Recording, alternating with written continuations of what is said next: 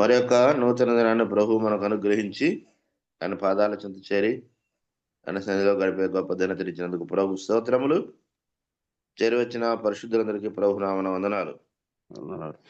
4,400 రోజు morning conference లో మనకు దేవుడు అవకాశం ఇచ్చాడు, ఇంతవరకు నడిపించాడు.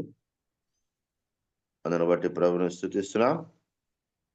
నేను మొట్టమొదటిగా కూడికను ప్రార్థనతో ప్రారంభం చేసుకుందాం.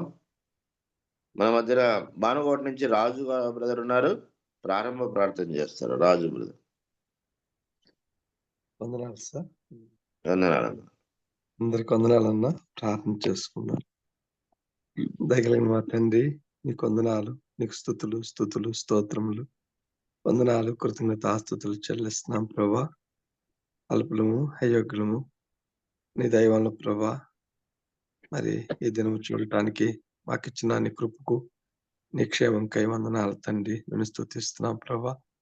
ఉదయకాల సమయంలో నీ ప్రియులతో కలిసి ప్రభా మరి నాయన నీ వాక్యం ఉండటానికి నేను స్తుతించి ఆనందించడానికి నా ప్రభా మాకు ఇస్తున్న అనుదిన వాక్య ధ్యానములకై ఉదయకాలపు వాక్య ధ్యానములకై నిన్ను స్తుతిస్తూ గణపరుస్తున్నాను. జరుగుతున్న ఈ కార్యక్రమం చెప్పిన ప్రభా నీ దయగల స్థలాలతో దీవించి ఉదయకాలం గొప్పగా ఆశీర్వాదకరంగా నీకు భయంకరంగా జరిగించుకోండి. నడిపిస్తున్న ఆ ప్రియులు నీ దాసులు ఆదినారాయణ గారిని నాయన గొప్పగా నడిపించుటకు నీ కృపలో వాడుకోండి.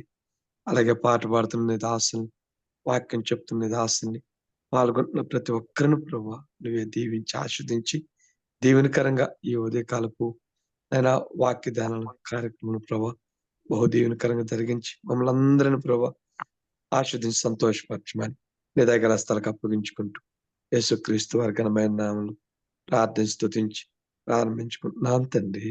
ఆమేన్. బాబు బ్రదర్ చేయాలి బాబు బ్రదర్. 2 చరణాలు పడండి, పల్లవి 2 చరణాలు. ఓకే.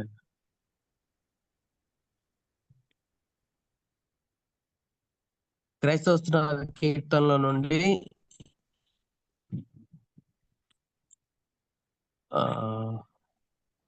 స్తుతి చేయవే మనసు అనే పాట పాడు.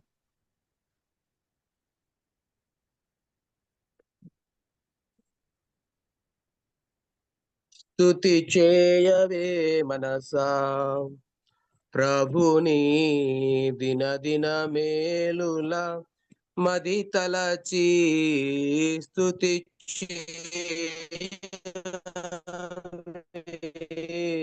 మనసా స్తుతి చేయవే మనసా ప్రభుని దిన మేలులా మది తలచి స్తుతి చేయవే మనసా. పాతాళము నుండి నీ ప్రాణమును విమోచించి రక్షించినావు. పాతాళము నుండి నీ ప్రాణమును విమోచించి రక్షించినావు.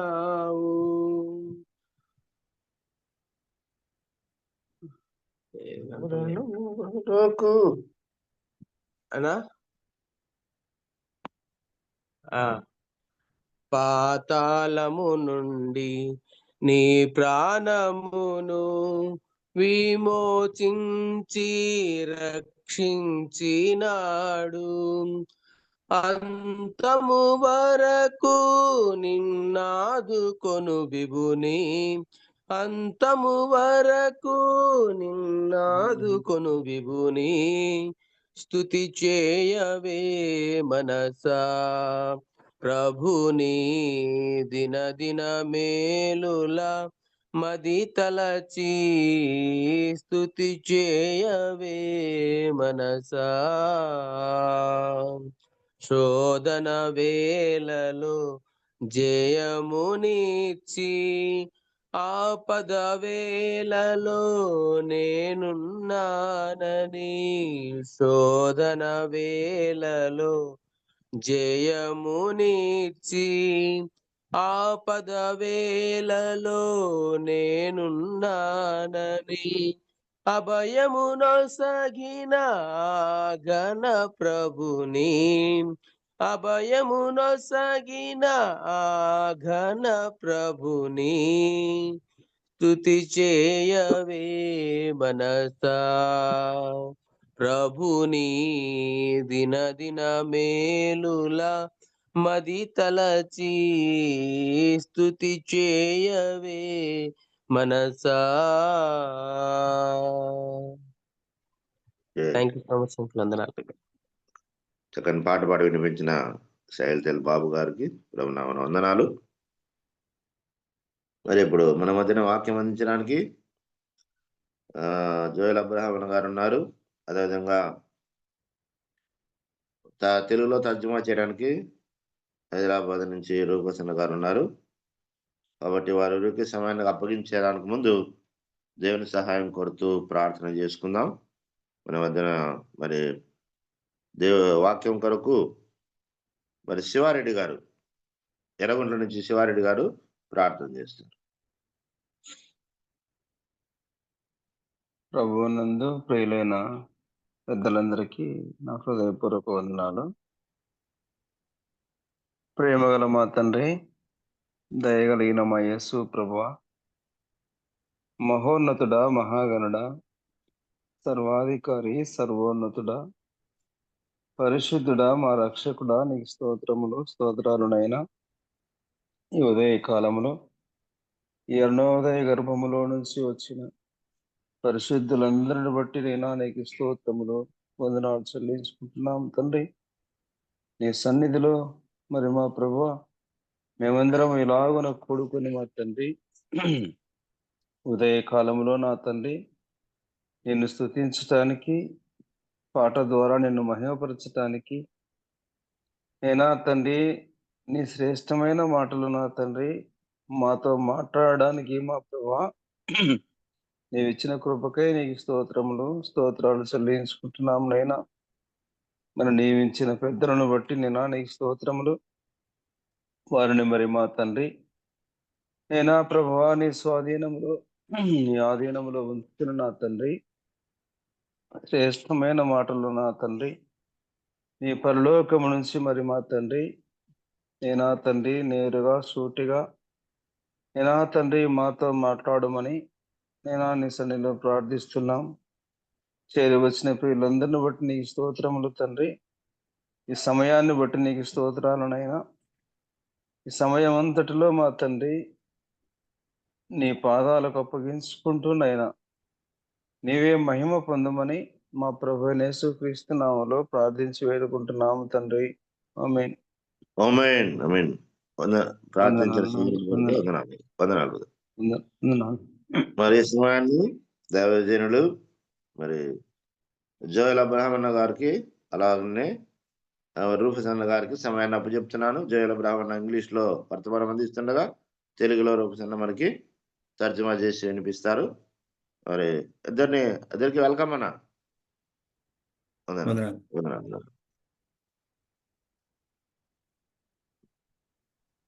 Good morning to everybody, and we praise and thank God, and a warm welcome and vandanalu to everyone. ఈ ఉదయకాల సమయాన్ని చేరి వచ్చినటువంటి అందరికీ కూడా నా యొక్క హృదయపూర్వకమైన వందనాలు, అలాగే శుభాభివందనాలు. We really praise and thank God for giving us yet one more day like this. We could see this day and we could be delighted in His presence. దేవుని యొక్క సన్నిధిలో మనము సంతోషంగా ఉండటానికి మరొకసారి యొక్క దినాన్ని దేవుడు మన జీవితాల్లో దయచేసినందుకు దేవునికి కృతజ్ఞతలు తెలియజేస్తున్నాను. Always as children of God, we are rejoicing is in His presence, because the word says, in His presence there is great joy of rejoicing. మనం ఎల్లప్పుడూ కూడా దేవుని యొక్క సన్నిధిలో ఆనందించే వారంగా ఉంటున్నాం. ఏం చేతనంటే దేవుని యొక్క వాక్యం చెప్తుంది, నీ సన్నిధిలో నిత్య సంతోషము కలదు అని చెప్పి. And we all trust and pray that every day we are getting one day, every day we see, we could say that we are leaving the earth. మనం ఒక్కొక్క రోజు కొత్త దినాన్ని చూచే కొలది ఒక్కొక్క దినాన్ని నుంచి ఈ యొక్క లోకంలో నుంచి మనం వెళ్ళిపోతున్నామనే సంగతిని జ్ఞాపకం చేసుకుందాం. So our preparation to leave the earth is going in process. మనము ఈ యొక్క లోకాన్ని వదిలేటువంటి ఆ యొక్క సమయానికి మనము సంసిద్ధులుగా ఉండాలని మనము దినదినము జ్ఞాపకం చేసుకోవాలి. Today, God has given us one more day where we could continue our study on the theme, the glory of God, from the book of Ezekiel. మరి ఒకసారి యెహెజ్కేలు గ్రంథం నుంచి దేవుని యొక్క మహిమను గురించినటువంటి ప్రధాన అంశాన్ని ధ్యానించడానికి దేవుడు అనుగ్రహించినటువంటి దినాన్ని బట్టి దేవుని స్తుతిస్తున్నాను. We're going to read 2 verses and then we're going to enter into our new study. మరి ఒక 2 వచనాలు చదివిన తర్వాత మన ముఖ్య ధ్యానాంశానికి మనం వెళ్దాం. Let's turn our attention to the book of Ezekiel chapter 10 verse 18, 17 and 18. యెహెజ్కేలు గ్రంథం 10వ అధ్యాయం 17, 18 వచనాలు చదువుకుందాం. 17 and 18 బ్రదర్. Yeah. నేను చదువుతున్నాను. యెహెజ్కేలు గ్రంథము 10వ అధ్యాయము 17, 18. జీవులకున్న ప్రాణము చక్రములలో ఉండెను గనుక అవి విలువగా ఇవియు నిలిచెను, అవి లేవగా ఇవియు లేచెను. యెహోవా మహిమ మందిరపు గడప దగ్గర నుండి బయలుదేరి కెరూబులకు పైతట్టున నిలువగా, కెరూబులు రెక్కలు చాచి నేను చూచుచుండగా నేలపై నుండి పైకి లేచెను. అవి లేవగా చక్రములు వాటితో కూడా లేచెను. అవి యెహోవా మందిరపు తూర్పు ద్వారమునకు వచ్చి దిగి అక్కడ నిలువగా ఇశ్రాయేలుల దేవుని మహిమ వాటికి పైగా నిలిచెను. Now let's read Ezekiel 43 verse 4 and 5. ఇప్పుడు మనం యెహెజ్కేలు గ్రంథం 43వ అధ్యాయం 3, 4 వచనాలు చదువుకుందాం. యెహెజ్కేలు గ్రంథం 43వ అధ్యాయం 4 and 5 బ్రదర్. Yeah. 4, 5 వచనాలు. గదులకెదురుగా 10 మూరల వెడల్పు గల విహార స్థలముండెను. లోపటి ఆవరణమునకు పోవచ్చు ఉత్తర దిక్కు చూచు వాకిండ్లు గల విహార స్థలం ఒకటి ఉండెను. అది 3 మూరడి వెడల్పు. వాకిండ్లకు వసారాలుండటం వలన పై గదులు ఎత్తు తక్కువగాను మధ్య గదులు ఇరుకుగాను నుండి కురిచెవాయెను. 3వ అంతస్తులో ఉండినవి ఆవరణములకున్న వాటి వంటి స్తంభములు వాటికి లేవు గనుక అవి క్రింది గదుల కంటెను మధ్య గదుల కంటెను చిన్నవిగా కట్టబడి ఉండెను. As we read these 2 passages, shall we do a quick? Yeah. ఈ యొక్క 2 భాగాలు మనం చదువుతూ ఉన్నప్పుడు We need to do a comparison to see the writer is explaining something very definite. ఈ యొక్క గ్రంథకర్త ఈ రెండింటిని గురించినటువంటి ముఖ్యమైన సమాచారాన్ని మనకు తెలియజేస్తున్నాడు. And that is our whole study even for today. అదే మన యొక్క ఈ యొక్క దినమంతటి ప్రధానాంశంగా ఉండబోతుంది. Chapter 10 verse 18, the writer says, then the glory of the Lord departed off the threshold of the house. మనం మొదట చదివినటువంటి 10వ అధ్యాయం 18వ వచనంలో యెహోవా మహిమ మందిరపు గడప దగ్గర నుండి బయలుదేరి కెరూబులకు పైతట్టున నిలువగా అనేటువంటి మాట మనం చూస్తున్నాం. But when we saw 43 verse 4 and 5, you can see the glory of the Lord fill the house. కానీ మనము చదువుకున్నటువంటి 2వ భాగం 43వ అధ్యాయం 5వ వచనం చూస్తే దేవుని యొక్క సన్నిధి గదిలో ఉన్నది అనేటువంటి మాట మనం చూస్తున్నాం. So very interesting for us to think about this, but to learn it, we need to look into the historical significance. ఇది మనం చదువుతున్నప్పుడు ఎంత అద్భుతంగా ఉందంటే వీటి గురించినటువంటి చరిత్రను కూడా తెలుసుకోవాల్సినటువంటి అవసరత మనకుంది. The book of Ezekiel began with an awe-inspiring vision of God's glory for Ezekiel. యెహెజ్కేలు యొక్క గ్రంథము దేవుని యొక్క మహిమ యొక్క ప్రభావం గురించి అది ప్రారంభమైంది. Chapter 8 to chapter 11 describes how God's glory progressed and departed from the temple and the city because of the sins of the people. ప్రజల యొక్క పాపం వల్ల మనం చూస్తే యెహెజ్కేలు గ్రంథం 8 నుంచి 10వ అధ్యాయాలు చూస్తే దేవుని యొక్క మహిమ మందిరంలో నుంచి ఎలాగూ బయటకు వెళ్ళిపోయిందో మనం చూస్తాం. But here we see in chapter 43 verse 4 and 5, God's glory, power and love filling the temple again. కానీ ఇక్కడ చూస్తే మనం ఈ 43వ అధ్యాయంకి వచ్చేసరికి దేవుని యొక్క మహిమ తిరిగి ఆ యొక్క మందిరంలోనికి వచ్చినట్టుగా మనం చూస్తాం. So many things we need to keep in mind historically before we look into the spiritual significance. ఆత్మ సంబంధమైనటువంటి ఆ యొక్క సంగతులు గ్రహించడానికి మనం ఇవన్నీ కూడా చక్కగా ధ్యానించవలసి ఉంది. The verse in chapter 40, verse 5, యెహెజ్కేలు గ్రంథం 40 అధ్యాయం 5వ వచనం మనం చూసినట్లయితే, if you see, there is an interesting word called, behold, a wall on the outside of the house. యెహెజ్కేలు గ్రంథం 40 అధ్యాయం 4 వర్స్ 4 బ్రదర్. Verse 5. వర్స్ 5. నేను చూడగా నలుదిశల మందిరపు చుట్టూ ప్రాకారం ఉండెను, మరియు ఆ మనుషుని చేతిలో 6 మూరల కొలకర్ర ఉండెను, ప్రతి మూరడు బెత్తడు నిడివి గలది, ఆయన కట్టడమును కొలువుగా దాని వెడల్పును దాని ఎత్తును బారన్నరని తేలెను. Here, the house refers to the temple of God. ఇక్కడ మందిరము మనము కట్టడం మనం చూసినప్పుడు అది దేవుని యొక్క మందిరంగా మనం గ్రహించాలి. And it's good for us to understand. There are 3 interpretations for us to understand what is happening here. 3 అర్థాలు వీటిలో నుంచి మనము గ్రహించవలసి ఉంది. It can be the symbolic temple picture of the eternal state described in Revelation 21 to 22. ప్రకటన గ్రంథం 20వ అధ్యాయం 21వ అధ్యాయంలో ఉన్నటువంటి ఆ యొక్క మందిరమును గురించినటువంటి సూచనలు ఇక్కడ మనకు కనపడుతున్నట్టుగా మనం చూస్తాం. Some even say that it's a symbolic temple describing the blessing of the millennium kingdom. దేవుని యొక్క పరలోక రాజ్యాన్ని గురించినటువంటి ఆ యొక్క సూచనలు కూడా మనం ఇక్కడ కీర్తనల గ్రంథంలో మనం చూడగలుగుతాం.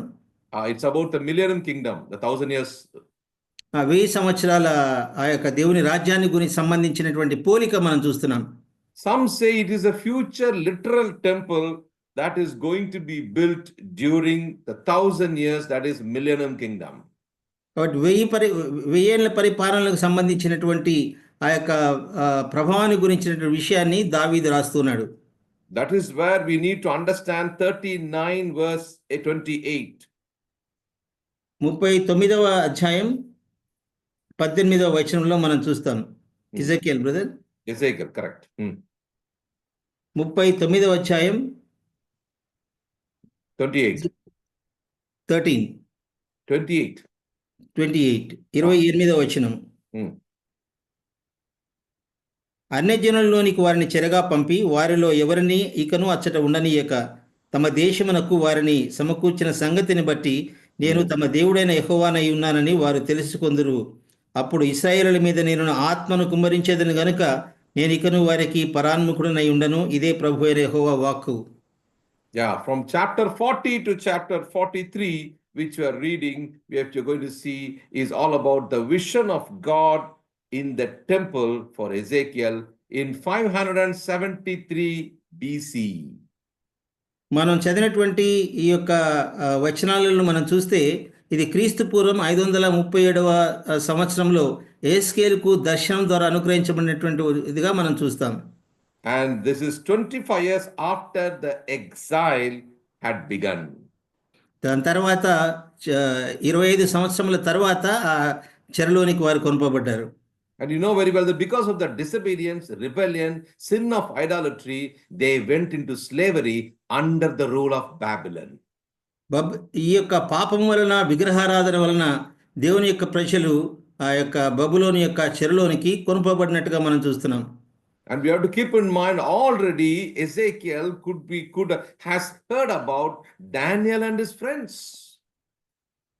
యెహెజ్కేలు అంతకు మునుపే దానియేలు యొక్క స్నేహితుల గురించినటువంటి సమాచారాన్ని తెలుసుకున్నాడు.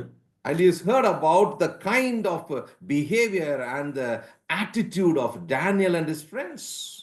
దానియేలు యొక్క స్నేహితుల యొక్క వారి యొక్క గుణగణాలను గురించినటువంటి అవగాహన యెహెజ్కేలుకు ఉంది. Ezekiel was around 17 years when Daniel was deported, making the two men virtually the same age. యెహెజ్కేలు 17 సంవత్సరాల వయసులో ఉన్నప్పుడు చూస్తే దానియేలు కూడా ఇంచుమించు అంతే వయసు ఉన్నట్టుగా మనం చూస్తున్నాం. Where did Daniel and Ezekiel have this kind of boldness? Because they have seen the life of Jeremiah prophet. ఇద్దరికి ఇంత చిన్న వయసులో ఎందుకు ఇంత ధైర్యం వచ్చిందో మనం చూస్తే వారు ఇర్మియా దగ్గర నుంచి ఆ యొక్క విషయాలు గ్రహించినట్టుగా మనం తెలుసుకోవచ్చు. In your free time, read Daniel chapter 9 verse 2. You will come to know about the older Jerusalem prophet. మీకు ఖాళీ సమయం ఉన్నప్పుడు ఇర్మియా గ్రంథం 7-8 అధ్యాయాలు మీరు చదివితే అక్కడ దానియేలు గురించినటువంటి గొప్పతనాన్ని గురించి మనం తెలుసుకోవచ్చు. By the time Ezekiel came to Babylon, Daniel was world famous. యెహెజ్కేలు బబులోను చెరకు కొనుపబడి వచ్చినప్పటికీ అప్పటికే దానియేలు అత్యున్నతమైనటువంటి స్థానంలో ఉన్నట్టుగా మనం దైవ గ్రంథంలో చూస్తున్నాం. If you see in Ezekiel chapter 14, if you see, he is mentioning about this also. అదే విషయాన్ని యెహెజ్కేలు గ్రంథం 14వ అధ్యాయంలో మనం చూస్తాం. If you see in Ezekiel chapter 14, verse 20, you just take a look at it. It is talking about it. Verse 14, you see that? Verse 14? Yes, 14. 14వ అధ్యాయం 20వ వచనం మనం గమనించినట్లయితే అక్కడ మనం ఈ విధంగా రాయబడినట్టుగా మనం చూస్తున్నాం. నోవహును, దానియేలును, యోబును ఈ ముగ్గురు దానిలో ఉన్నను. You see that? He's talking about these are three people known for righteousness. ఇక్కడ మనం గమనించినట్లయితే ముగ్గురు వ్యక్తులు నోవహు, దానియేలు, యోబు యొక్క వారి ఎంత నీతిమంతులో వాటిని గురించి ఇక్కడ ప్రస్తావిస్తున్నాడు. Look at the 20th verse. 20వ వచనం నేను చదువుతున్నాను. నోవహును, దానియేలును, యోబును ఈ ముగ్గురు దానిలో ఉన్నను, నా జీవము తోడు వారు తమ నీతి చేత తమ్మును తాము రక్షించుకొందురు గాని కుమారునైనను కుమార్తెనైనను రక్షింపజాలకుందురు. How interesting for us to hear, already there were giants of faith in front of him. ఈ యొక్క విశ్వాస సంబంధమైనటువంటి వీరులుగా ఉన్నటువంటి వీరిని చూస్తే ఎంత ఆసక్తికరంగా అనిపిస్తుందో చూడండి. So unlike Daniel, Ezekiel was married according to chapter 24. 24వ అధ్యాయం మనం చూసినట్లయితే దానియేలుకు కొంచెము వేరుగా యెహెజ్కేలు ఉన్నట్టుగా మనం చూస్తాం. And he lived a very private citizen among the Jewish exile. యూదా దేశపు చెరలో ఉన్నప్పుడు తన ఒక ప్రత్యేకమైన జీవితాన్ని మనం గమనించగలం. And he lived along the river Cheba. That's what we see in chapter 1 verse 1. 1వ అధ్యాయంలో మనం చూసినట్లయితే సెబారు నదీ తీరములో యెహెజ్కేలు ఉన్నట్టుగా మనం గమనించగలం. So why this book is written for us? అసలు ఎందుకు ఈ యొక్క గ్రంథము రాయబడి ఉంది? To deliver God's measure of judgment to the apostate Judah and Jerusalem. యూదా వారిని గురించి, యెరూషలేము గురించి, వారి యొక్క చెరపట్టబడిన జీవితాన్ని గురించినటువంటి వాటిని వివరించడానికై ఈ యొక్క గ్రంథం రాయబడి ఉంది. Secondly, to sustain the faith of God in God's remnant, the special faithful people. అదే విధంగా దేవుని యొక్క ఉన్నతమైనటువంటి ఉద్దేశాలు, ఆయనకున్నటువంటి ప్రేమను గురించి మనం ఈ యొక్క గ్రంథం రాయబడినట్టుగా మనం చూస్తాం. Now we are coming to the interesting part of the message. కాబట్టి ఇప్పుడు మనం ఆసక్తికరమైనటువంటి అంశంలోనికి మనం వస్తున్నాం. Shall we all turn our attention to chapter 47? మనమందరం కూడా మన యొక్క ధ్యానాన్ని 47వ అధ్యాయం పైన ఉంచుదాం. Many preachers and teachers' favorite passage is this.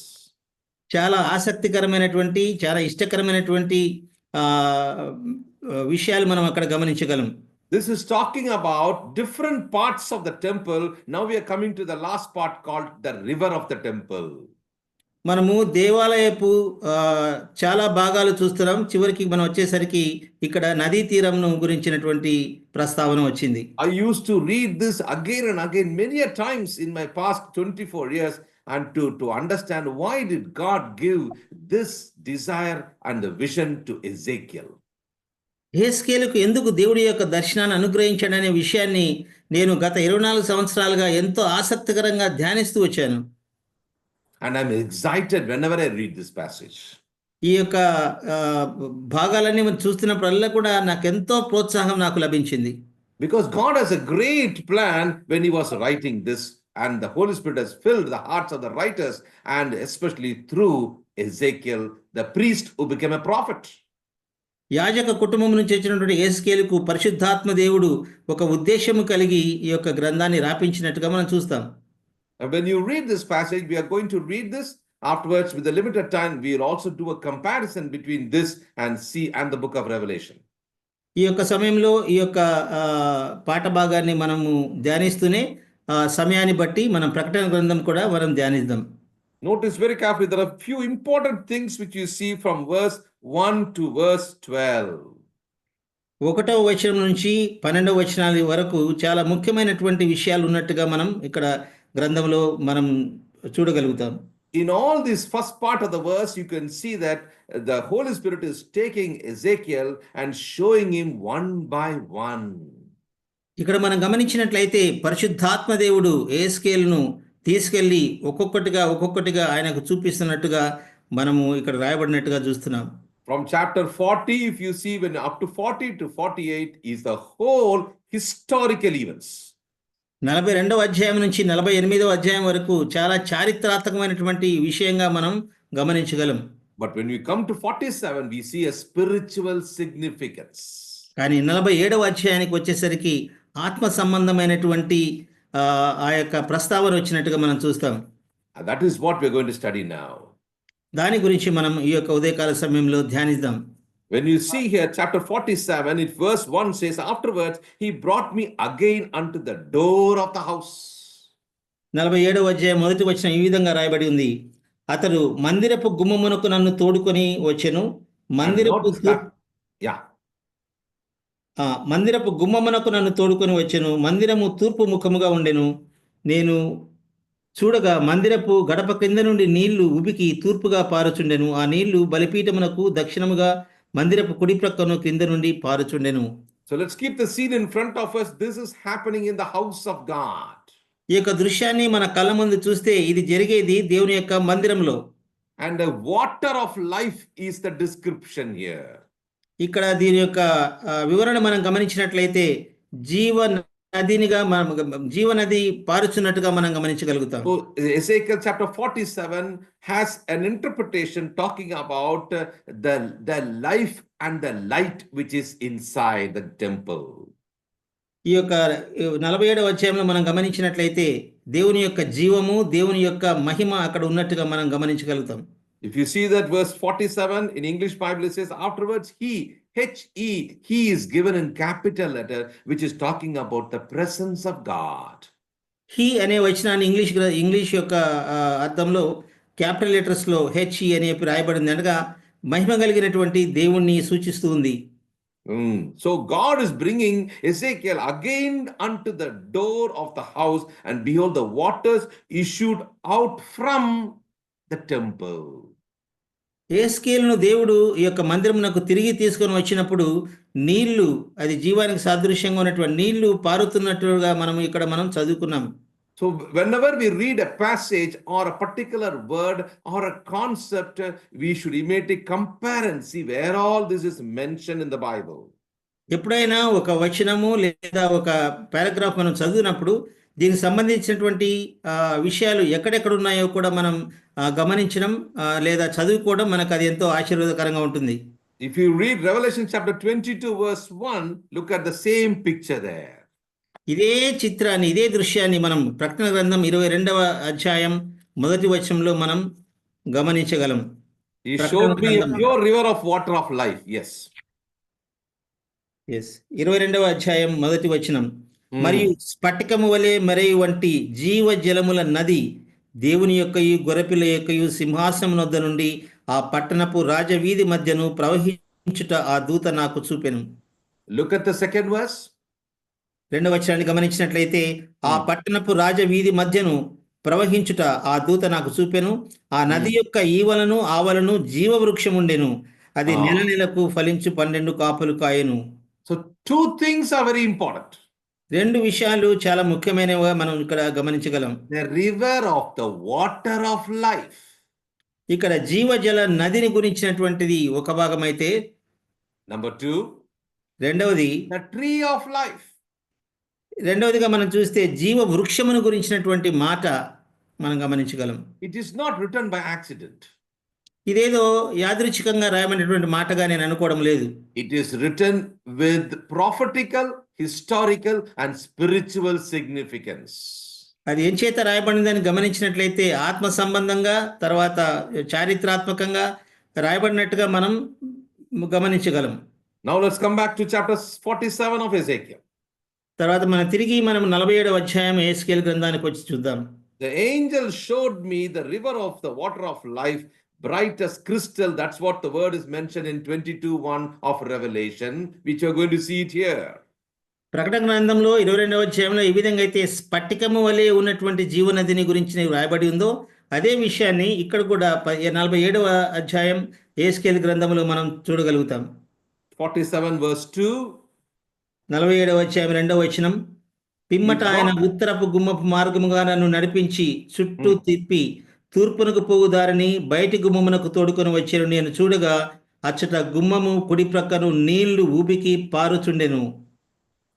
So as he's talking to him, he's taking him out one by one. If you see very carefully, verse 2, and led me about the way. Is that led me? నన్ను తీసుకొని తోడుకొని వచ్చాను అనేటువంటి మాట మనం గమనిస్తున్నాం. So here he's talking about the Holy Spirit and the leading of the Holy Spirit. పరిశుద్ధాత్మ దేవుడు, తర్వాత పరిశుద్ధాత్మ దేవుడు ఏ విధంగా యెహెజ్కేలును ప్రోత్సహించి తోడుకొని వస్తున్నాడో మనం ఇక్కడ గమనించగలం. Very carefully we have to read this passage because we should not forget the timeline of God, the history which is also bringing spiritual significance and the prophecy. మనం చాలా జాగ్రత్తగా ఈ యొక్క భాగాన్ని మనం చదవాలి. ఎందుచేతనంటే ఇది పరిశుద్ధాత్మ దేవుడు చాలా చారిత్రాత్మకమైన విషయాల్ని బయలుపరుస్తున్నాడు గనుక. We know very well that in the book of Revelation chapter 20 verse 1 to 6 is about the millennium kingdom. మనం 20వ అధ్యాయం ప్రకటన గ్రంథం మనం గమనించినట్లయితే ఈ 1000 ఏళ్ల పరిపాలన గురించి వ్రాయబడినట్టుగా మనం చూస్తాం.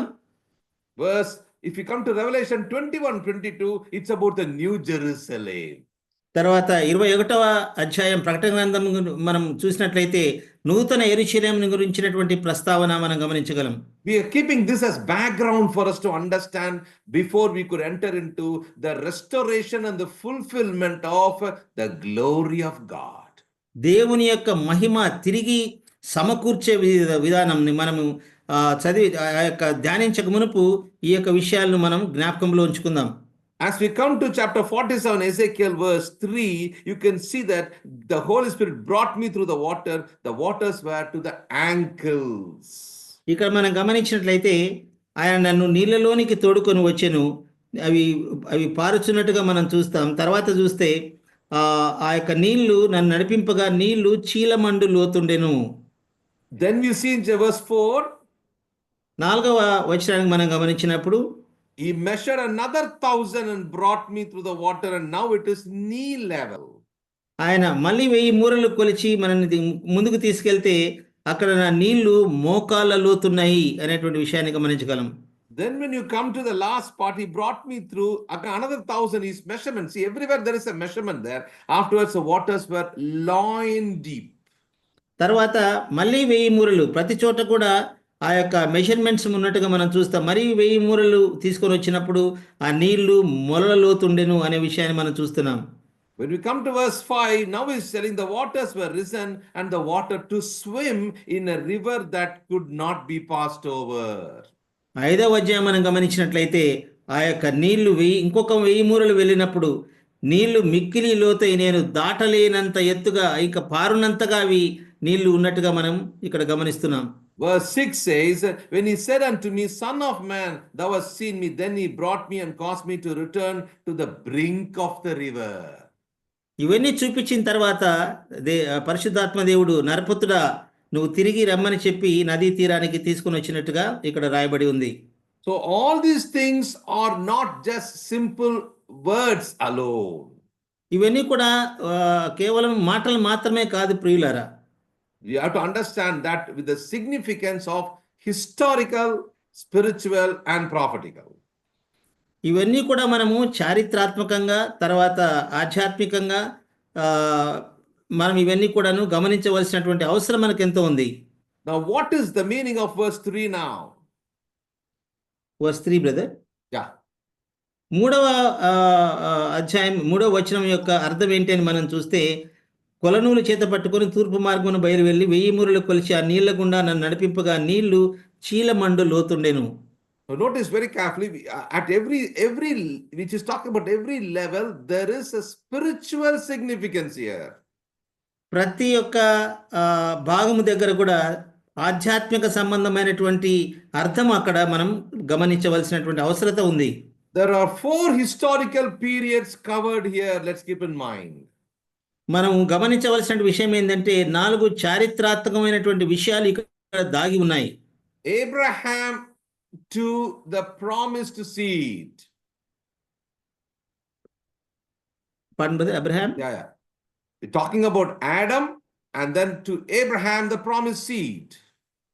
మనం గమనించినట్లయితే ఇది ఆదాము నుంచి అబ్రహాం వరకు ఉన్నటువంటి కాలగమనాన్ని మనం గమనించగలుగుతాం. Because as I told you, prophetical, historical, they're coming together. ఇక్కడ అవి ప్రవచనాత్మకంగాను తర్వాత ఆధ్యాత్మికంగాను చారిత్రాత్మకంగాను ఉన్నాయి. So we have to keep that in mind. With the history we have to go because this was historical. ఇదంతా చారిత్రాత్మకమైంది కాబట్టి చరిత్ర అనేది మనం ఎంతగానో జ్ఞాపకం ఉంచుకొని ఈ యొక్క విషయాలు మనం చదవవలసినటువంటి అవసరం ఉంది. Here you can see a word called measurement. ప్రతి చోట కూడా ఆ యొక్క కొలతలు మనము గమనించగలుగుతాం. God's measuring line is with the historical line.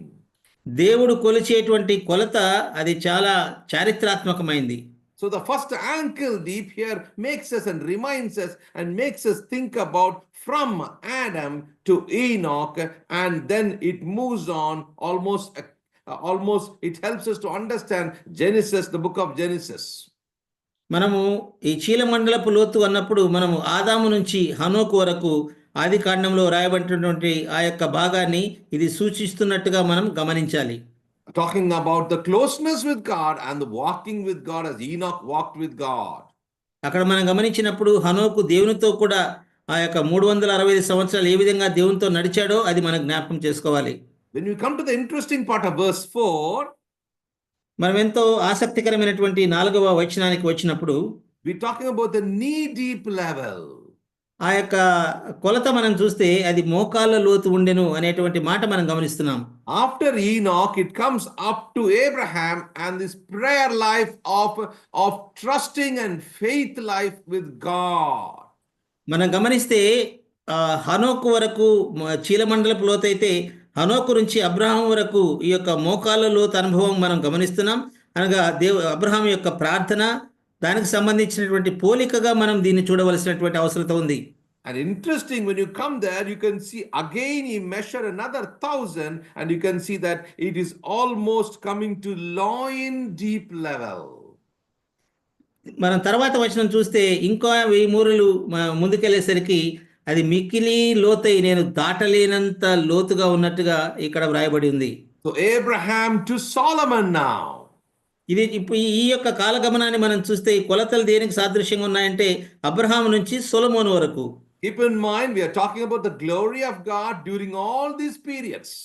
ఈ యొక్క సమయాలన్నిటిలో కూడా దేవుని యొక్క మహిమను మనము చూడగలుగుతాం. Starting from Adam, ఆదాము మొదలుకొని Adam to Enoch, ఆదాము నుంచి హనోకు వరకు another 1,000 years, 1000 సంవత్సరాలు, and then Enoch to Abraham, హనోకు నుంచి అబ్రహాం వరకు prayer life, intimacy, faith life, 1,000 years. విశ్వాస సంబంధమైనటువంటి జీవితము, ప్రార్థనా జీవితము, వీటిని గురించి మనం గమనిస్తున్నాం. Abraham to Solomon, అబ్రహాము నుంచి సొలొమోను వరకు. 1 Kings chapter 8 verse 19. There are so many references for us. చాలా వచనాలు మనం ధ్యానించడానికి ఇక్కడ మనకు ఉన్నాయి. And now coming to verse 5. 5వ వచనానికి మనం వచ్చినప్పుడు The waters were risen, water to swim. ఆ యొక్క నీళ్ళు ఎంతగా ఉన్నాయంటే ఈదవలసినటువంటి అంత లోతుగా ఉన్నట్టుగా మనం గమనిస్తున్నాం. Now look at the phrase, a river that could not be passed over. ఆ యొక్క మాట మనం గమనించినట్లయితే ఆ నీళ్లు మిక్కిలి లోతై నేను దాటలేనంత నది కనబడెను. Which means the head is out. అంటే మన తల కూడా కనిపించడం లేదు. Now we are remembering about the historical timeline of God from Solomon to Christ who became the head of the church. ఇక్కడ మనము ఆ పోలిక మనం గమనించినట్లయితే సొలొమోను నుంచి యేసు ప్రభు వరకు ఆ యొక్క యేసు ప్రభువే ప్రాధాన్యతగా ఉన్నట్టుగా మనం ఇక్కడ దీన్ని మనం పోల్చి మనం చూడవచ్చు. It might be a little bit hard to understand, but why this has to be go on carefully with the prophetical and historical timeline of God.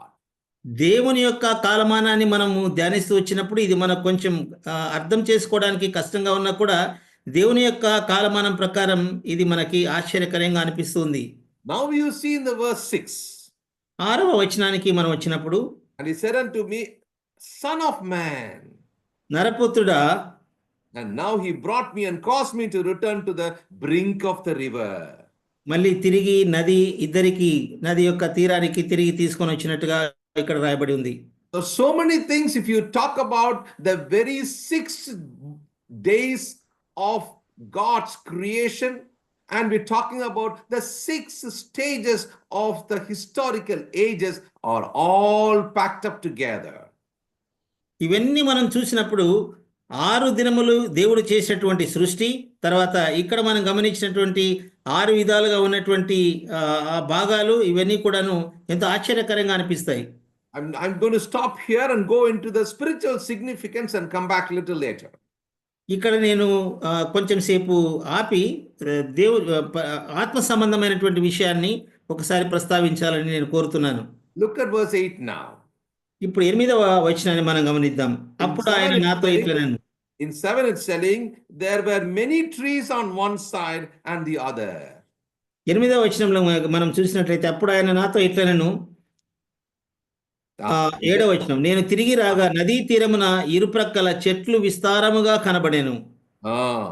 Now notice very carefully, this historically speaking, it is near the Dead Sea. ఇక్కడ చూస్తే మనము ఇది మృత సముద్రంకి సాదృశ్యంగా ఉన్నట్టుగా మనం గమనించగలం. Verse 8 and 9 actually talks about the background of the Dead Sea. 7-8 వచనాలు ఆ యొక్క మృత సముద్రానికి దానికి సంబంధించినటువంటి విషయాలుగా మన దేవుని యొక్క వాక్యంలో చూస్తున్నాం. If you look at verse 9, please, brother. 9వ వచనాన్ని మనం చదువుకుందాం. వడిగా పారు ఆ నది వచ్చు చోట నెల్ల జలచరములన్నీ బ్రతుకును. ఆ నీళ్లు అక్కడికి వచ్చుట వలన ఆ నీరు మంచి నీళ్లగును గనుక చేపలు బహు విస్తారములగును. ఆ నది ఎక్కడికి పారునో అక్కడ సమస్తమును బ్రతుకును. Dead Sea means Dead Sea has no life. వాస్తవానికి మృత సముద్రము అంటే దానికి జీవము లేదు. Now this Dead Sea, now what has happened now? It has become life-giving sea. ఇక్కడ మనం గమనించినట్లయితే ఆశ్చర్యకరంగా మృత సముద్రము, జీవము లేని సముద్రము జీవము కలిగినటువంటి సముద్రమైనట్టుగా మనం ఇక్కడ మన వాక్యంలో చూస్తున్నాం. So you can see that in many pictures now you might have seen about the Dead Sea scrolls we're talking about, and this Dead Sea plays a very important significance in the Bible. Bible గ్రంథంలో ఈ యొక్క మృత సముద్రంకి ఉన్నటువంటి ప్రాముఖ్యత చాలా ఉంది. And then here you can see very well that the writer has portrayed a picture about the Dead Sea and is come out of death. ఇక్కడ గ్రంథకర్త ఆ మృత సముద్రము, దాని యొక్క మృత సముద్రము ఏ విధంగా జీవం గల సముద్రంగా మారిందో చాలా చక్కగా వివరించాడు. You can see verse 11, you can say it shall not be healed and they shall be given to salt. ఇక్కడ మనం గమనించినట్లయితే 11వ వచనం, అయితే ఆ సముద్రపు బురద స్థలమునకు ఉబి స్థలములకు ఉప్పు గలవయుండి బాగు కాకయుండును. Verse 12, 12వ వచనం, నదీ తీరమున ఇరుప్రక్కల ఆహారమిచ్చు సకల జాతి వృక్షములు పెరుగును, వాటి ఆకులు వాడిపోవు, వాటి కాయలు ఎప్పటికీ రాలవు. ఈ నది నీరు పరిశుద్ధ స్థలములో నుండి పారుచున్నది గనుక ఆ చెట్లు నెలకు కాయలు కాయను, వాటి పండ్లు ఆహారమునకును, వాటి ఆకులు ఔషధమునకును వినియోగించును.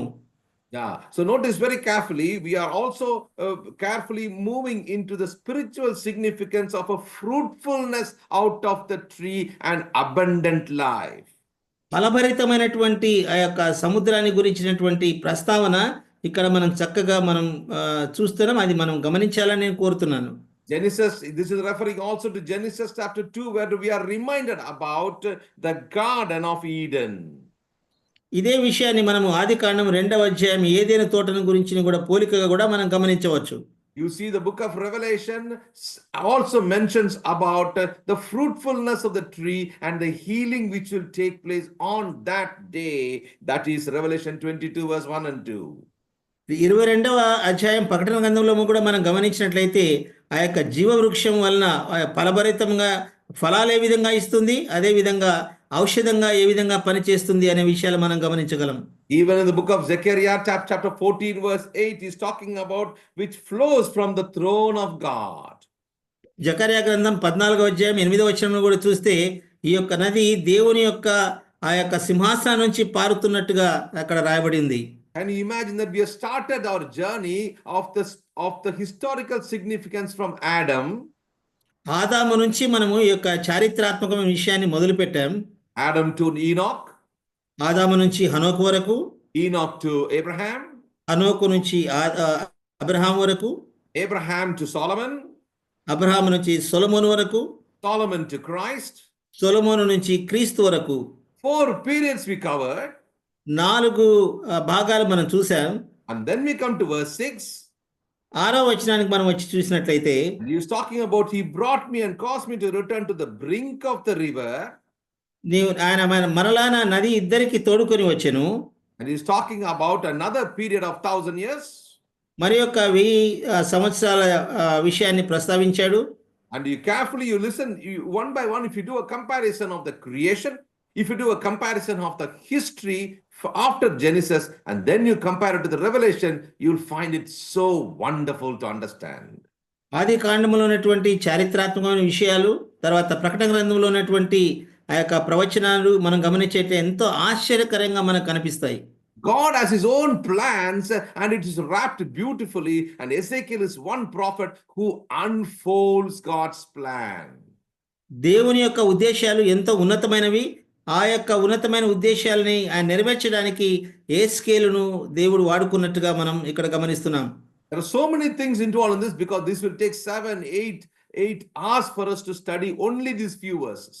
ఈ కొన్ని వచనాలు ధ్యానించడానికి దాదాపు 7-8 గంటలు మనకు సమయం పడుతుంది. కానీ we will be studying that, God willing, one more session we'll look into a little more in deep. కొంచెం దాన్ని సులభతరంగా మనకు అర్థం కావడానికి మనం ఇంకొక సెషన్ కూడా మనం తీసుకుందాం. So God's timetable is so clear for us. దేవుని యొక్క కాల ప్రమాణం అనేది చాలా చాలా వివరంగా వ్రాయబడింది. And Lord's coming is very soon also. Let's not forget about it. ఇంకో విషయం మనం మర్చిపోకూడదు, దేవుని యొక్క రాకడ ఎంతో సమీపంగా ఉంది. And the middle wall of partition, according to Ephesians chapter 2:14, is divided and now made us with peace with God. కాబట్టి మనం ఎఫెసీయుల రాసిన పత్రికలో మనం చూస్తే మనము ఎంత జాగ్రత్తగా ఉండాలో అక్కడ మనం గమనించగలం. And we can understand very clearly it is God's plan. When we come from Solomon to Christ, we are talking about the head is out, which reminds us about who is the supreme power of everything, and it's the head, that is Christ, the head of the church. మనం ఇక్కడ సొలొమోను నుంచి క్రీస్తు వరకు కాలగమనాన్ని మనం చూసినప్పుడు అక్కడ ఆ నీటిని గురించిన పోలికలో తల ఇంకా కనపడలేదు అని అంటే చివరికి శిరస్సు ఎవరు ఆధిపత్యం వహిస్తారంటే యేసు ప్రభు వారే ఆధిపత్యం వహించేటువంటి దేవుడు అని మనం గమనించగలం. Ephesians chapter 1 verse 22 talks about that also. Which one? Ephesians, yeah. ఎఫెసీయులకు రాసిన పత్రికలో మనం గమనించినట్లయితే and you can see the same relevant passage for us. అదే పోలికగా ఉన్నటువంటి భాగాన్ని మనం చూడవచ్చు. Now in between these two, now let me just insert another beautiful passage spoken by Lord and Savior Jesus Christ. ఈ రెంటి మధ్యలో మనం యేసు ప్రభువారు తానే స్వయంగా పలికినటువంటి మాటలు ఆ యొక్క భాగాన్ని మనం గమనించినట్లయితే John chapter 7 యోహాను సువార్త 10వ అధ్యాయం verse 38. Look at this verse now. ఈ యొక్క వచనాన్ని మనం చదువుకుందాం. యోహాను సువార్త 10వ అధ్యాయం 37వ వచనం. 38. I think in your Bible, how is it? Let's look at it. 38. యోహాను సువార్త 10వ అధ్యాయం 38. నేను నా తండ్రి క్రియలు చేయని ఎడల నన్ను నమ్మకుడి. I'm reading verse 37, brother. 38, you read that there is a river flowing. Is that one? It's not there, brother. John chapter 7 verse 38? No? Verse 7? Chapter 10, 38. right? 38. Chapter 10? 7. క్షమించండి. 7వ అధ్యాయం 38వ వచనం. నా యందు విశ్వాసం ఉంచు వాడెవడో లేఖనం చెప్పినట్లు వాని కడుపులో నుండి జీవజల నదులు పారునని బిగ్గరగా Ah. చెప్పాను. Notice very carefully, this is very important for us to understand. మనకు ఇది ఇది అర్థం చేసుకోవడం మనకి చాలా ముఖ్యమైనటువంటి అంశం. The Spirit as a living water.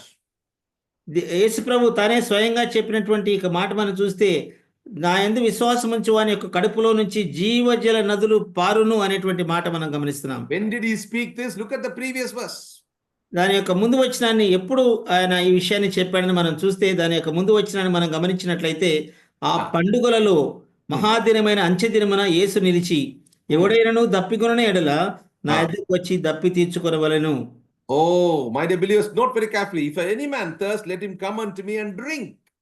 ఎవడైనా దప్పికొనని ఎడల నా ఎద్దకు వచ్చి దప్పి తీర్చుకొనమని యేసు ప్రభువు వారు చెప్పిన మాటలు మనం చూస్తున్నాం. We are doing a comparison between the three passages which we read in Ezekiel, in Revelation, and in John's Gospel, all in relevance with the river. మనం గమనించినట్లయితే మనం చదువుకున్నటువంటి యేసుకేలు గ్రంథంలోని మాట, తర్వాత ప్రకటన గ్రంథంలోని మాట, అదేవిధంగా యోహాను ఇప్పుడు మనం చదివినటువంటి ఈ మూడు విషయాల్లో మనం గమనించినట్లయితే ఆ నీళ్లను గురించినటువంటి మాట మనం ప్రస్తావించినట్టుగా మనం చూస్తున్నాం. In John's Gospel, there is a special recording. యోహాను సువార్తలో ఒక ప్రత్యేకమైనటువంటి సందర్భం మనం ఇక్కడ ఉంది. John chapter 3, యోహాను సువార్త 3వ అధ్యాయం talking about the context of Jesus in front of Nicodemus. నికోదేము ఎదుట యేసు ప్రభు వారు చెప్పినటువంటి మాటల్ని మనం జ్ఞాపకం చేసుకొని Verse చెప్పుకోవచ్చు. 5. Which was brother? Verse 5. 5వ అధ్యాయం. ఒకడు నీటి మూలముగాను ఆత్మ మూలముగాను జన్మించితేనే గాని దేవుని రాజ్యములో ప్రవేశింపలేడని నీతో నిశ్చయముగా చెప్పుచున్నాను. So he's talking about the born again experience, which is must and mandatory for everyone. ప్రతి ఒక్కరికి అవసరమైనటువంటి నూతన జన్మ విషయమైనటువంటి ఆ యొక్క విషయాన్ని యేసు ప్రభు వారు చెప్తున్నట్టుగా మనం చదువుకున్నాం. And we know very well that the cup of salvation, he's talking about here about Psalm 116 verse 13, the cup of salvation. 106వ అధ్యాయం దావీదు కీర్తన 6వ వచనంలో మనం గమనించినట్లుగా రక్షణ పాత్రను గురించినటువంటి ప్రస్తావన మనం ఇక్కడ గమనించగలం. So he's talking about salvation and the work of the Holy Spirit, and in the context of understanding the work starts, the spiritual baptism starts, and it starts working in the believer's life is emphasized. It is picturized here. ఇక్కడ మనం గమనించినట్లయితే యేసు ప్రభు వారు ఎంతో నిక్కచ్చిగా చెప్పినటువంటి మాటలు రక్షణను గురించినటువంటి ఆ యొక్క ప్రస్తావన, తర్వాత ఏ విధంగా మనం రక్షించబడగలం, మనం ఏ విధంగా బాప్తిసం పొంది ఆ ప్రభువునందు విశ్వాసం ఉంచి మనం రక్షణ పొందగలమో ఇక్కడ ఆయన నొక్కి ఒక్కానించి చెప్తున్నట్టుగా మనం చదువుకున్నాం. So he's talking about except a man be born again, and in that connection he's talking about water and of the Spirit. యేసు ప్రభు వారు ఒక మాట అంటున్నారు, ఒకరు కొత్తగా జన్మించితేనే కానీ దేవుని రాజ్యము చూడనేరని చెబుతూనే ఒకరు నీటి మూలముగాను ఆత్మ మూలముగాను జన్మించాలి అనేటువంటి విషయాన్ని జ్ఞాపకం చేశారు. The water refers to the word of God and the Spirit of God. దేవుని యొక్క నీరు దేవుని యొక్క వాక్యానికి పరిశుద్ధాత్మకి సూచనగా ఉన్నట్లయితే, and the most important thing we should never forget, అది ముఖ్యమైన విషయాన్ని మనము ఎన్నడూ కూడా మర్చిపోకూడదు. and also now come to the next passage. When it comes to 4, what is he speaking? తర్వాత వచనం ఏం మాట్లాడుతుంది? మనం 4వ వచనానికి వస్తే In chapter 4 he's talking about another interesting thing. 4వ అధ్యాయంలో ఇంకొక ముఖ్యమైనటువంటి విషయాన్ని, ఆసక్తికరమైన విషయాన్ని ఆయన మాట్లాడుతున్నాడు. Chapter 4 verse 14. 4వ అధ్యాయం 14వ వచనము. నేనిచ్చు నీళ్లు త్రాగువాడెప్పుడునూ దప్పికొనడు, నేను వానికిచ్చు నీళ్లు నిత్య జీవమునకై వారిలో ఊరెడు నీటి బుగ్గగా ఉండునని ఆమెతో చెప్పాను. So if he's talking about when a person is born again, what is springing inside him? See that the life which is springing from inside, spring is different from the river. నదికిని తర్వాత నీటి బుగ్గకును చాలా తేడా ఉంది. ఇక్కడ యేసుప్రభు వారు చెప్పినటువంటి మాట, ఎవరైతే నా యందు విశ్వాసం ఉంచుతారో వారి కడుపులో నుంచి జీవజల నదులు పారుననేటువంటి మాట ఆయన చెప్పారు. Oh, so keep in mind, the cup becomes a well, and the well becomes a river in chapter 7. అక్కడ ఒక పాత్ర అది ఒక బావిగా మారింది. ఆ బావి ఒక నీటి ఉబుకగా మారినట్టుగా మనం చూస్తాం. This is exclusively talking about the spirituality of a believer once he is in Christ. యేసు ప్రభులో ఉన్నటువంటి విశ్వాసికి ఉన్నటువంటి అనుభవాన్ని ఇది మనకి సూచిస్తూ ఉంది. And how do we know that? అది మనం ఏ విధంగా గమనించగలం? All these three things are in the context of salvation. ఇవన్నీ కూడా ఈ 3 విషయాలు కూడాను రక్షణను గురించినటువంటి మాటకి సాదృశ్యంగా రాయబడినటువంటి మాటలు. John's gospel here, యోహాను సువార్త మనం చదివాం. all about life. జీవమును గురించినటువంటి మాటలు మనము ఈ యొక్క యోహాను సువార్త మొత్తం కూడా చదువుతాం. Chapter 3 3వ అధ్యాయం reminds about the cup of salvation. రక్షణ పాత్రను గురించినటువంటి సమాచారాన్ని మనం 3వ అధ్యాయంలో Chapter చూస్తాం. 4, 4వ అధ్యాయానికి వచ్చినప్పటికీ a well of life. ఆ యొక్క బావిలో నుంచి వచ్చేటువంటి నీరుని గురించి ప్రస్తావన. Chapter 7, 7వ అధ్యాయానికి వచ్చేసరికి now it became a river of life. అది మనం గమనించే జీవజల నదిగా మారినట్టుగా మనం గమనించగలం. So very interesting for us to understand in this chapter 3, 4 and 7. ఇక్కడ యోహాను సువార్త 3, 4, 7 అధ్యాయాలు మనం గమనించినట్లయితే The Lord Jesus wants them to understand about the flow of the Spirit of God intertwined in a believer's life. మన విశ్వాసంగా మన యొక్క జీవితాల్లో ఎంతగా మనం ఎదగాలో ఆ యొక్క సాదృశ్యాలు చూపిస్తూ యేసుప్రభు మాట్లాడినట్టుగా మనం గమనించగలం. Let's come back to chapter 7, John's Gospel, chapter 7, verse 39. 7వ అధ్యాయం 39వ వచనాన్ని మనం చదువుకుందాం. యోహాను సువార్త 39వ వచనం. తన యందు విశ్వాసం ఉంచువారు 37 ఎవడైనా దప్పికొనిన ఎడల నా యొద్దకు వచ్చి దప్పి తీర్చుకొనవలెను. నా యందు విశ్వాసం ఉంచు వాడెవడో లేఖనము చెప్పినట్టు వారి కడుపులో నుండి జీవజల నదులు పారునని బిగ్గరగా చెప్పెను. 39. 39వ తన యందు విశ్వాసం ఉంచు వారు పొందబోవు ఆత్మను గూర్చి ఆయన ఈ మాట చెప్పెను. Notice very carefully. చాలా జాగ్రత్తగా గమనిద్దాం. This he spoke of the Spirit which they believe on him should receive, for the Holy Spirit was not yet given, because the Jesus was not yet glorified. యేసుప్రభు వారు ఇంకనూ మహిమపరచబడలేదు కాబట్టి పరిశుద్ధాత్మ దేవుడు దిగి రాలేదు. ఆ యొక్క పరిశుద్ధాత్మ దేవుని మనం పొందుకోబోతున్నామనే విషయాన్ని ప్రభు ఇక్కడ గుర్తు చేస్తున్నట్టుగా మనం గమనించగలం. So this is an analogy for them to understand how the picture should be. దేవుడు దాన్ని ఒక సూచన రూపకంగా యేసుప్రభు వారు మనకు అక్కడ ప్రస్తావించినట్టుగా మనం గమనించగలం. Because we see that Jesus was not yet glorified on the cross and his resurrection.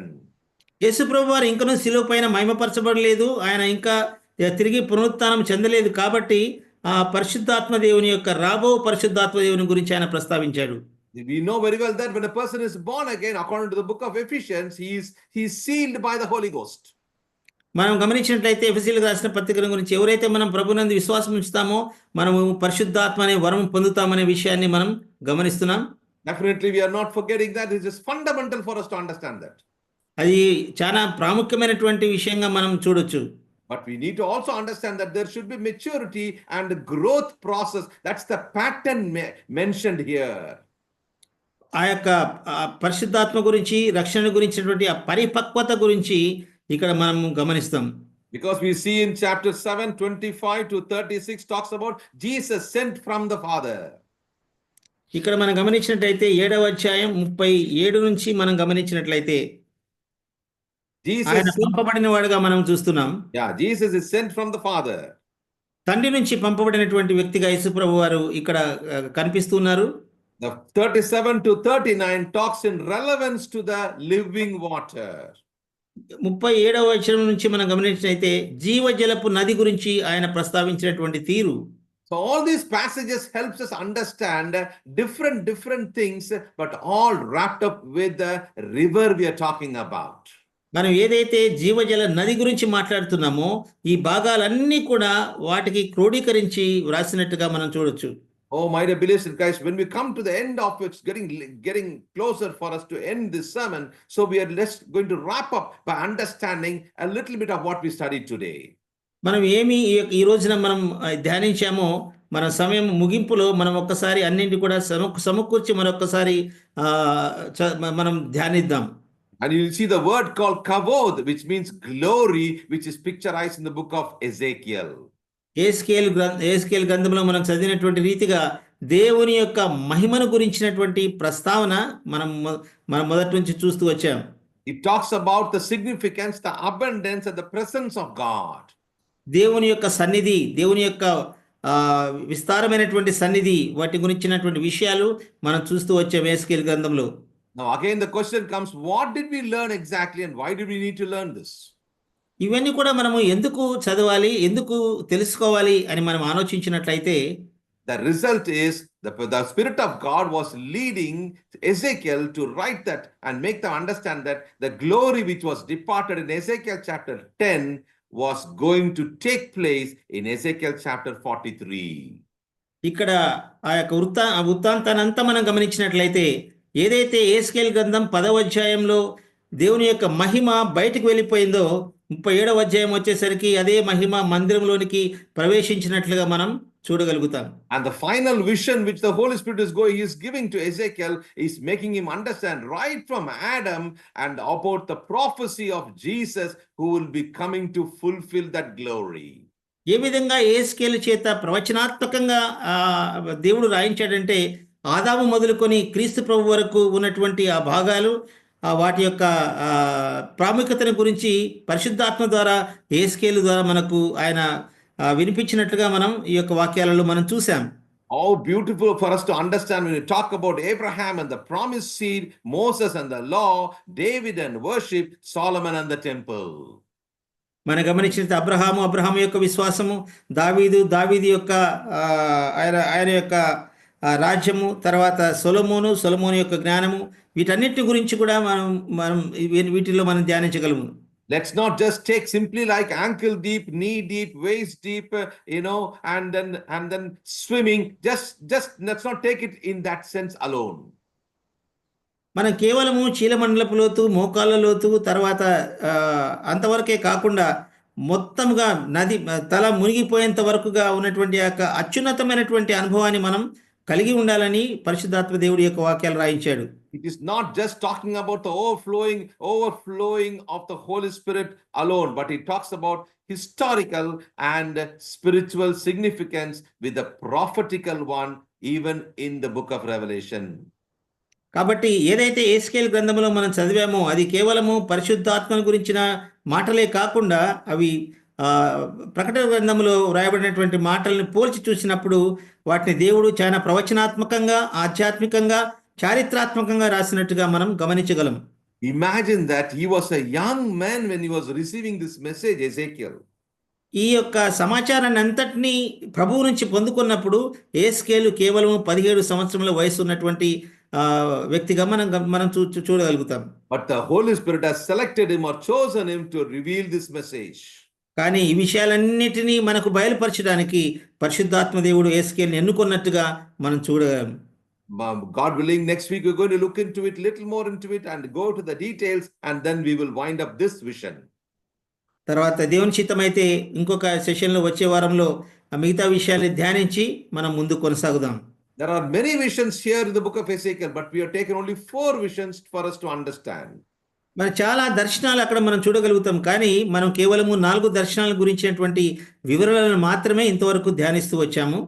But this beautiful passage 47 itself talks about from the Ezekiel age up to the church age. కానీ ఆ యొక్క 47వ అధ్యాయంలో మాత్రమే ఏస్కేలు యొక్క కాలము నుంచి అంత్యకాలం వరకు వ్రాయబడినటువంటి తీరును మనం గమనించాం. As we looked into John chapter 7, which reminds us about the river flowing within us.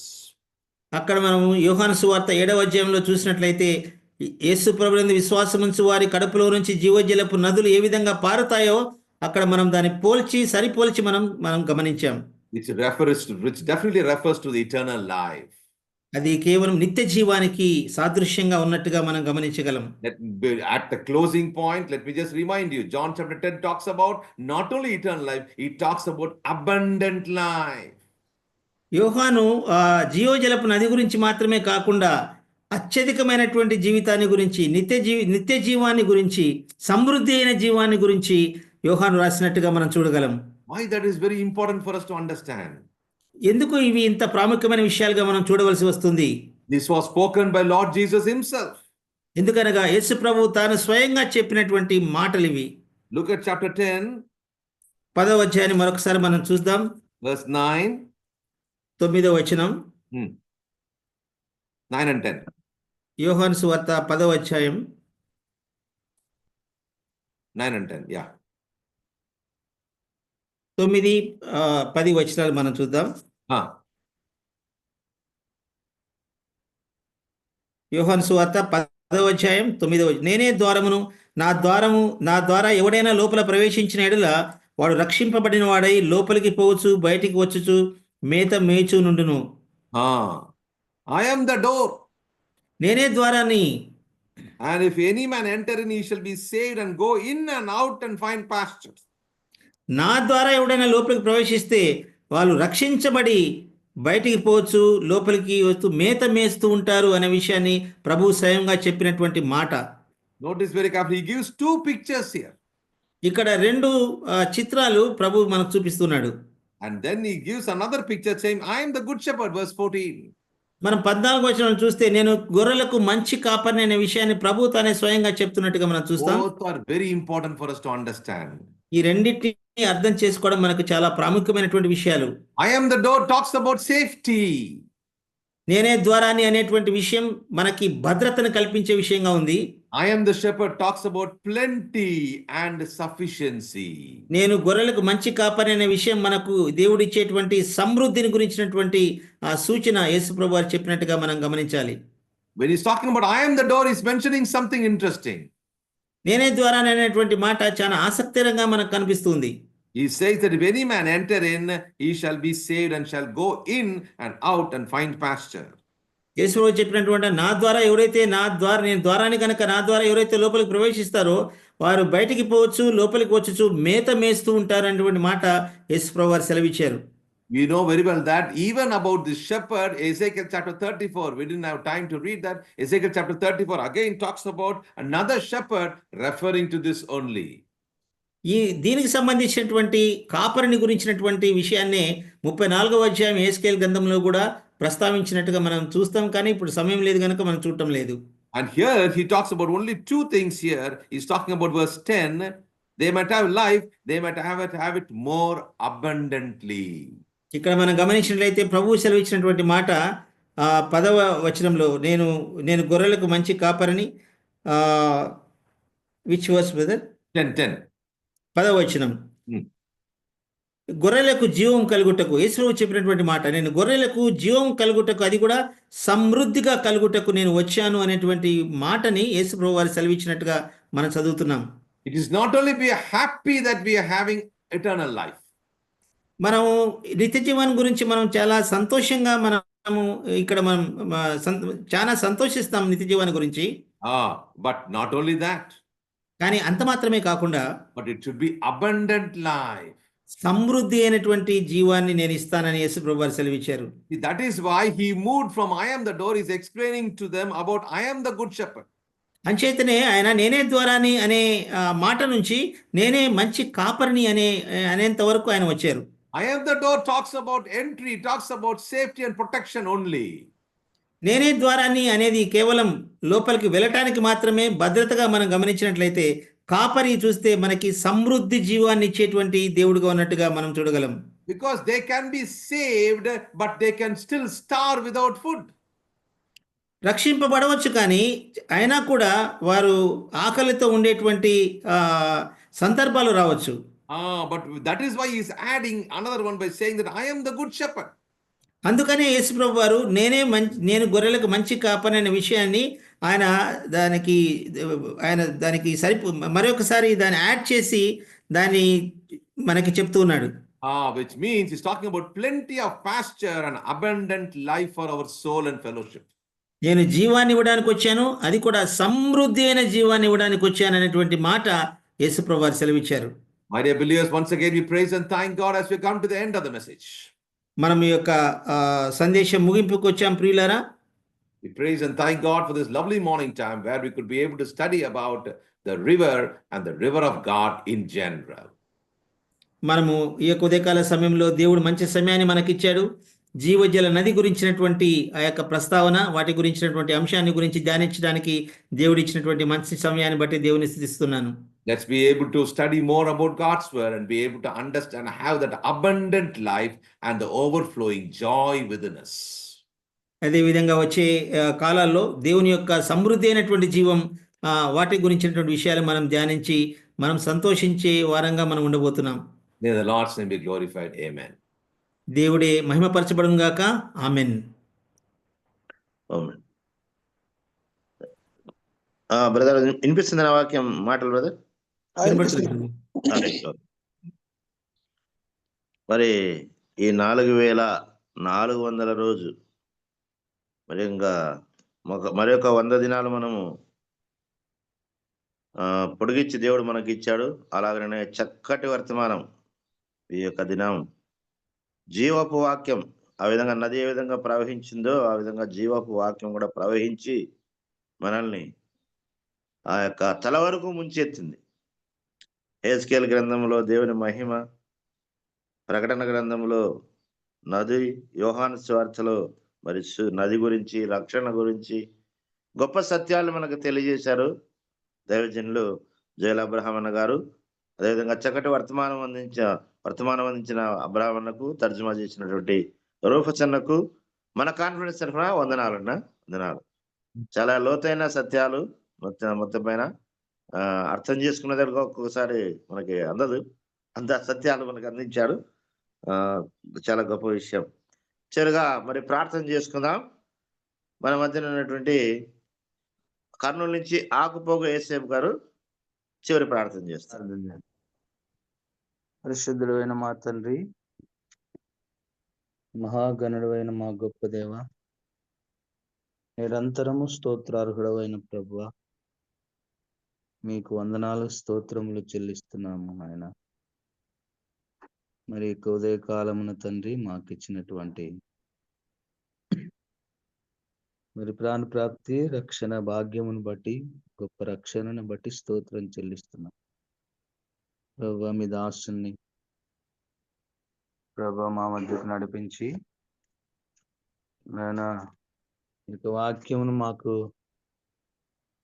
వినిపింపజేసి ప్రభువా, వాక్యము ద్వారా ప్రభు అనేక సంగతులు మేము వినడానికి, నేర్చుకోవడానికి, మా జీవితంలో అనువదించుకోవడానికి, ప్రభు అప్లై చేసుకోవడానికి మాకు ఇచ్చిన శ్రేష్టమైన వర్తమానం బట్టి స్తోత్రం చెల్లిస్తున్నాం.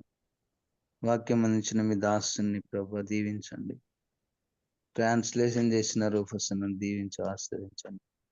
వారి కుటుంబాలను ఆశీర్వదించండి. సంఘములను ప్రభు నాయన మీకే స్తోత్రం నాయన. చేరి వచ్చిన పెద్దలను, దైవ సేవకులను, ప్రభు సహోదరులను, సేవకులను, ప్రభు సువార్థికులు అందరినీ జ్ఞాపకం చేసుకుని సహోదరులను బట్టి స్తోత్రాలు ప్రభు నాయన. మరి బర్నబాసులను బట్టి ప్రార్థన చేస్తున్నాం ప్రభు. అన్నకి ఇచ్చినటువంటి గొప్ప మరి ప్రభు నాయన తలాంతును బట్టి నాయన, మరి ఆలోచనను బట్టి స్తోత్రం చెల్లిస్తున్నాం ప్రభు. ఇటు రీతిగా జూమ్ మీటింగ్ను 13 సంవత్సరములు మీరు నడిపించుతున్నందుకై స్తోత్రాలు చెల్లిస్తున్నాం.